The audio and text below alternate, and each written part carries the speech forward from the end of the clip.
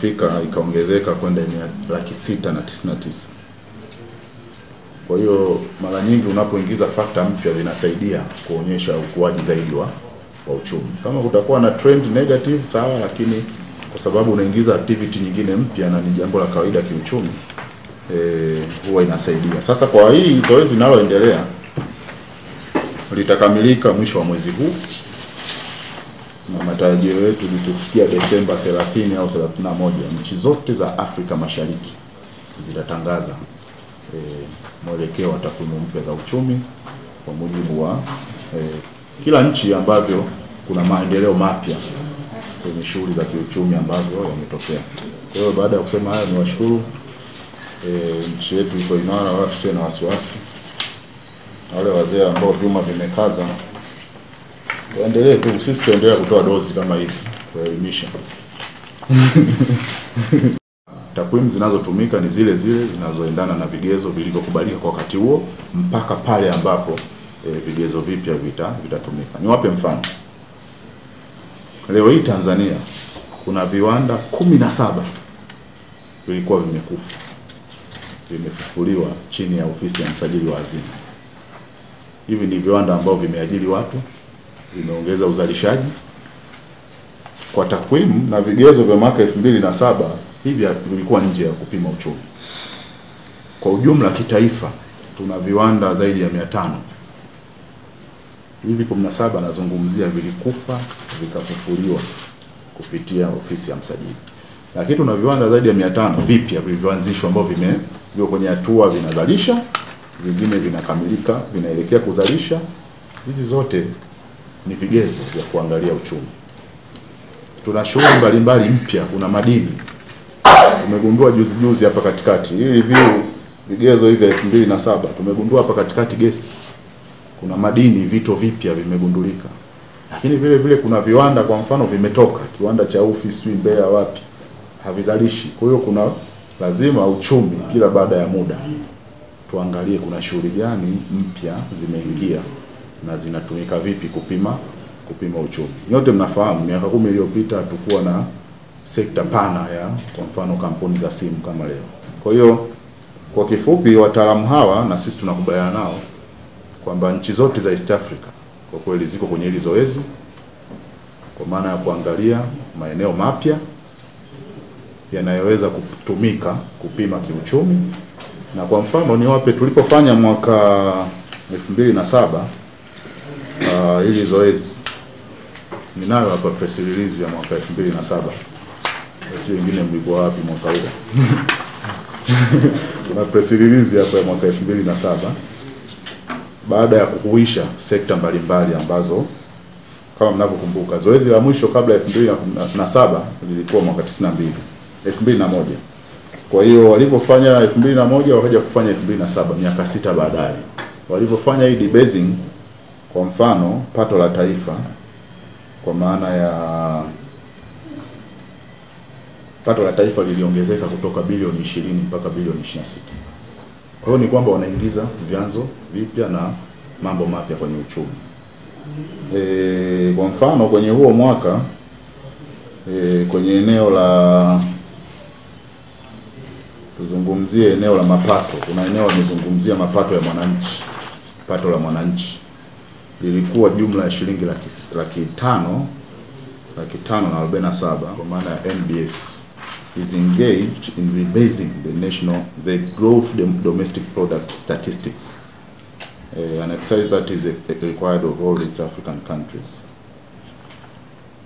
Kuna zoezi linaendelea katika nchi zote za Afrika Mashariki, sio Tanzania tu, ya kitu kinachoitwa debasing. Sasa naomba nisikilize vizuri. Debasing maana yake ni nini?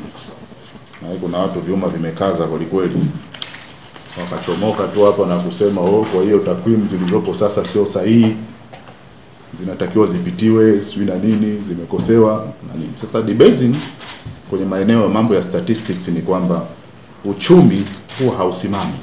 Sisi tunaelewana? Uchumi hausimami. Kuna shughuli mpya za kiuchumi zinaingia kwenye uchumi kila siku. Sasa kwanza nitoe historia kidogo ya hichi kitu ambacho wazee ambao kwenye vyuma vimekaza kwenye siasa wanasumbuka. Tanzania imeshafanya hii debasing kwa maana ya kuhuisha takwimu zinazotumika kwenye uchumi. Kwa kweli hii ni mara ya 5 tukifanya mwaka huu 2017. Hili zoezi la kuhuisha sekta na shughuli za kiuchumi ambazo zinachangia kwenye uchumi ni zoezi la kawaida katika masuala ya kupima ukuaji wa uchumi. Sasa sisi kama nchi, kwanza hili zoezi limeshafanyika mara 5 katika historia ya Tanzania. Mara ya kwanza ilikuwa mwaka 66. Mara ya pili ilikuwa mwaka 76. Mara ya 3 ilikuwa mwaka 92. Mara ya 4 ikawa mwaka 2001 na likafanyika mara ya mwisho ilikuwa mwaka 2007, miaka 10 iliyopita. Kwa hiyo kwa ujumla niseme sisi kama serikali tumeridhishwa na maoni ya wataalamu hawa. Yale mazuri hatutabweteka, tutayafanyia kazi, na maeneo yenye changamoto tutayafanyia kazi kama ambavyo tumeendelea kuyafanyia kazi. Sasa mwisho kabisa nifafanue eneo moja ambalo nafikiri kwenye ripoti ile haikueleweka. Kuna sababu nyingi, inawezekana Kiingereza ni kigumu kilichotumika na waheshimiwa wataalamu wa uchumi. Kuna baadhi yetu ndo kama kawaida kwa zama za kale za mawe, kila jambo siasa, kila jambo kubwatuka, kila jambo unakimbilia kwenye mitandao. Sasa kuna eneo ambalo nafikiri nilifafanue kwa kifupi sana. Kuna eneo hao wataalamu wamesema ni matarajio yao kwamba hali ya uchumi ya Tanzania itaendelea kubadilika na takwimu zitaendelea kubadilika, kwa maana kwamba kuna zoezi linaendelea. Nafikiri wametumia neno debasing. Labda nilisome properly ilivyoandikwa hapa, kwa sababu kuna watu ajenda zimekwisha ya sana sekta hii, kwamba zile nyakati za watu kuibuka tu na kuanzisha benki. Kwa kweli sasa hivi serikali inafuatia kwa kina uendeshaji wa baadhi ya benki, kwamba zipo ambazo huenda hata zikafungiwa au zikaondolewa kama hawataweza kutimiza masharti. Lakini kwa hawa wataalamu wa benki, kwa hawa wataalamu wa mfuko wa fedha duniani kwa ujumla, wamesema benki nyingi za Tanzania kwa maana ya mtaji na uwezo wa kujiendesha ziko vizuri. Sasa kwenye tathmini ya nchi nyingine duniani, hususan zinazopewa fedha ya mwezi Novemba mwaka huu na baadhi ya wataalamu hawa wa IMF, kuna nchi nyingi zina hali mbaya benki zao kwenye ile eneo. Kwa hiyo sisi kwa rated kwamba benki zetu nyingi mtaji ziko vizuri, zinajiendesha vizuri, isipokuwa chache sana. Maana yake ni sifa kubwa kwa nchi yetu. Na kwa ujumla IMF imetambua mageuzi makubwa yanayoendelea chini ya serikali ya awamu ya 5 ya Mheshimiwa Dr. John Pombe Joseph Magufuli, kwa maana ya upande wa kusimamia ukusanyaji wa mapato, matumizi. Maana sio tu unakusanya alafu zinapotea, lakini unakusanya, na kama mnavyofahamu mapato na makusanyo nchini yameongezeka sana. Tulitoa tu mwezi uliopita takwimu, na tutakuwa na press briefing nyingine Januari, tutaeleza zaidi za nusu mwaka. Lakini kwa ujumla ukiangalia katika miaka miwili, makusanyo ya mapato yametoka trilioni 9.9 mwaka 2015 mpaka kufikia trilioni 14 mwaka huu. Ulikuwa nyuma kabla ya awamu ya 5 tunakusanya wastani wa trilioni 9.9. Sasa hivi ni wastani wa kwa mwaka trilioni 14 za Kitanzania. Kwa hiyo hilo pia wameliona kwamba mageuzi mengi yanayofanywa na serikali ya awamu ya 5 yameongeza uwezo wa serikali kupata mapato. Msisitizo wao mkubwa ni kwamba tutumie vizuri, na hilo si hoja, wote mnafahamu kwamba moja ya msisitizo na ajenda ya awamu hii ni kuhakikisha mapato ya serikali yanatumika ipasavyo. Kwa hiyo kwa ujumla hayo ndio ambayo wameyazungumza. Sasa kuna changamoto ambazo wamezitaja kuhusu nchi yetu. Changamoto ya kwanza, sio changamoto, ni kama maoni, kwa maana kwamba wamesema serikali lazima isisitize kuendelea kukusanya kodi. Sasa hilo nafikiri wote mnafahamu, sio la kutuambia.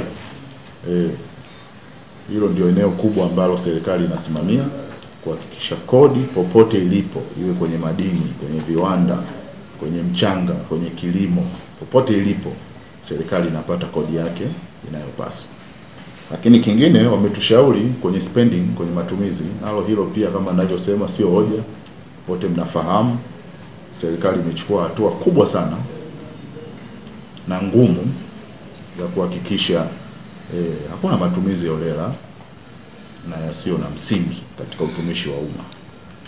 Kwa hiyo mambo mengi mnayafahamu, safari za nje kwa sasa uchomoki tu, umealikwa London, uko juu ya ndege unakwenda, unajaza fomu, unajenga hoja, na zimepungua sana.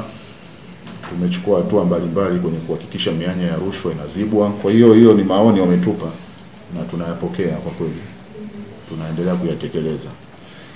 Eneo jingine, na huu ni wito wangu sasa kwa Watanzania, na Mheshimiwa Rais aliyasema juzi hapa Dodoma, ni kuhusu eneo la mikopo. Watu wanakopa walipi mikopo. Kwa hiyo benki nyingi zimeendelea kuwa na wasiwasi kukopesha watu, kwa sababu wapo watu wengi ambao wanachukua mikopo, wanalipa kidogo, wanapotea. Sasa hii ni swala la utamaduni.